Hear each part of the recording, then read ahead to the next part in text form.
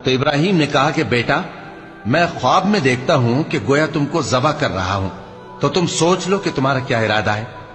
انہوں نے کہا کہ ابا جان، جو آپ کو حکم ہوا ہے وہی کیجئے، اللہ نے چاہا تو آپ مجھے صابروں میں پائیے گا۔ اس طرح جب دونوں نے حکم مان لیا اور باپ نے بیٹے کو ماتھے کے بل لٹا دیا، تو ہم نے ان کو پکارا کہ اے ابراہیم، تم نے خواب کو سچا کر دکھایا، ہم نیکوکاروں کو ایسا ہی بدلہ دیا کرتے ہیں۔ بلا شبہ یہ کھلی آزمائش تھی، اور ہم نے قربانی کے ایک بڑے جانور سے ان کا یعنی اسماعیل کا فدیہ دیا، اور پیچھے آنے والوں میں ہم نے ابراہیم کا ذکر خیر باقی رکھا کہ ابراہیم پر سلام ہو، نیکوکاروں کو ہم ایسا ہی بدلہ دیا کرتے ہیں۔ بے شک وہ ہمارے مومن بندوں میں سے تھے۔